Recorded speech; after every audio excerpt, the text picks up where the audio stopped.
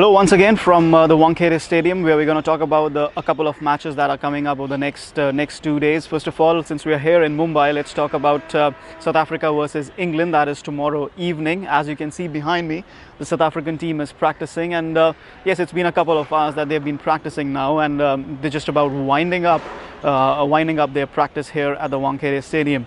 Now let's talk about this match from England's perspective. Like I said before in the first video, they did not do much wrong in terms of how they approached the game against West Indies. They showed that aggressive intent in batting, they showed that aggressive intent in bowling, perhaps being a bit inconsistent in line and length when it came to their bowling. But they also came against Chris Gayle, who was in a bit of a marauding form. You can't do much when 100 not out of 47 balls is scored by none other than Chris Gayle, peppering the boundary with 11 sixes.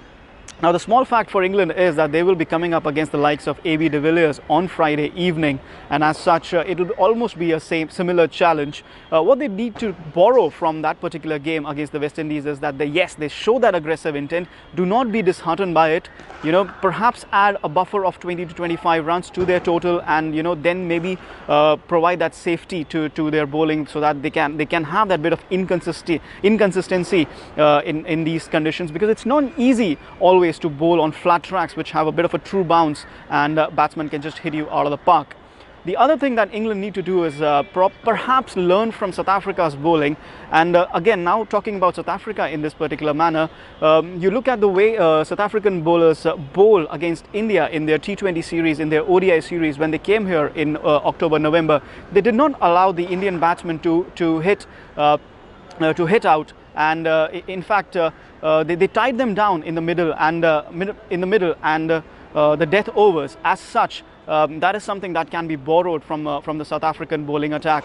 For South Africa's batting point of view, I think what they have done well is promote AB de Villiers up the order, and they need to continue with that particular strategy. In the practice games that we have seen over the last week that South Africa have played, AB de Villiers did not play the practice game here at the Wankhede against India, and then the second practice game that he played against a local side, he batted at number 4. As such, that's not something that is perhaps desirable, because he's the best batsman in the world at the moment, and can be as explosive as Chris Gayle when he comes at the top of the order. So perhaps South Africa need to revisit that strategy, or just open with AB de Villiers is what the crowd at Wankhede would want to see. There's the other match tomorrow. That's Australia versus New Zealand. That'll be played up in Dharamshala if the rain stops. That is.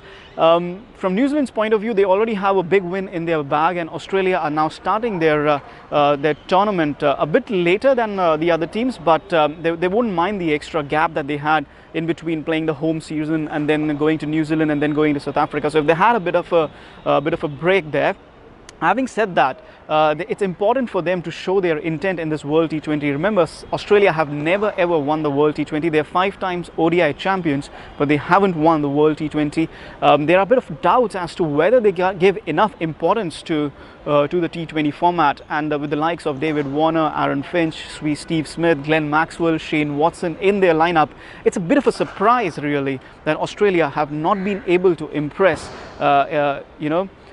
in the previous years. This is the time that they need to come out against, and just come out of the blocks firing really against New Zealand. Will it be easier said than done? Perhaps. Will New Zealand play their 3 spinners once again in Dharamshala? Maybe not, because of the conditions might allow them to play Trent Boult or Tim Southee this time around.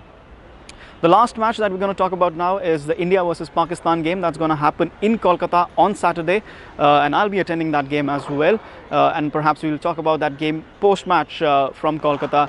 But first, let's talk about the build-up to that game. And there are never enough words to describe the build-up to an India-Pakistan game.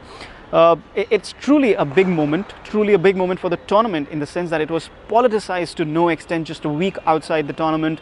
Dharamshala refused, the Himachal Pradesh government refused to provide security at Dharamshala, and therefore the match was shifted to Kolkata. And now all the politicians are coming down. Imran Khan is coming down. There's going to be a bit of the national anthems are going to be sung out by a couple of artists. So it's going to be a huge occasion. Eden Gardens is perhaps sold out already. There's a huge huge build up to this particular game, as always, because yes, it's India versus Pakistan. Now, riding on this match is a lot at stake for India, because they've already lost to New Zealand in the first game. As such, they'll be hoping that they can bounce back in this game. What they need to do right is get their batting sorted out. I thought their middle order is a bit weak when it comes to the fact that Shikhar Dhawan, Rohit Sharma, Virat Kohli have scored the majority of runs in the last couple of months. The middle order didn't have much practice at every occasion. MS Dhoni spoke about the fact that Suresh Raina and Yuvraj Singh haven't batted as much as he would have liked. On a spinning strike like the one in Nagpur, perhaps he should have promoted himself to number 4 ahead of Raina and Yuvraj, but he did not do that. So there is a need for a bit of a flexibility in the middle order for India. Their bowling looked really well. Jasprit Bumrah has been very impressive with his Yorkers. Ashish Nehra has been taking wickets in the power plays, and the spinners have been mixing it up very easily. I don't see a changed side for India. Perhaps a bit of a doubt whether Suresh Raina should be playing ahead of Ajinkya Rahane, but just after the one match, it's very difficult to see whether India will be making those team changes. For Pakistan, they had a huge win over Bangladesh. They ticked off many of the boxes that they would have wanted to tick off in the very first game. But what they have also done is, with that victory, they have piled on the pressure on India, because this now becomes a must-win game for India if they want to stay alive in the tournament. And heading into an India-Pakistan match, you do not want that sort of a pressure. This is Chetan Narula signing off from Mumbai, and we'll see you soon with another round of videos.